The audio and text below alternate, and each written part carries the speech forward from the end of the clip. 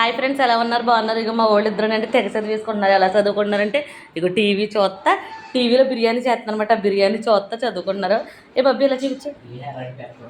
మా బబ్బీకి వెరైటీగా జల్లు. ఈరోజు ఏం చేశానంటే బగారా రైస్ చేశానండి. అక్కడ ఉన్నప్పుడు తెలంగాణ వాళ్ళు ఎక్కువ బగారన్నం అనేసి అంటారు కదా.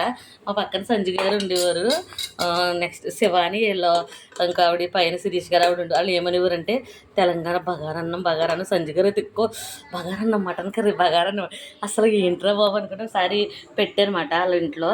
కానీ బాగా చేశారు. అప్పుడు మేము తల్లి వాళ్ళు ఎందుకు బగారన్నం అనండి చికెన్ కర్రీ తినాలనిపించిందండి. బగారన్నం అయితే స్పైసెస్ అవన్నీ తక్కువ వేసుకోవాలి. అంతకే బగారన్నం అంటే ఏంటంటే మసాలాలు స్పైసెస్ అన్నీ తక్కువ వేసుకొని వండుకునేది బగారన్నం అంటనమాట.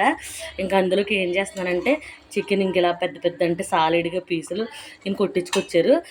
దాని టమాటా వేసి అంటే దగ్గరగా చికెన్ గ్రేవీ కర్రీలా వండుతున్నాను.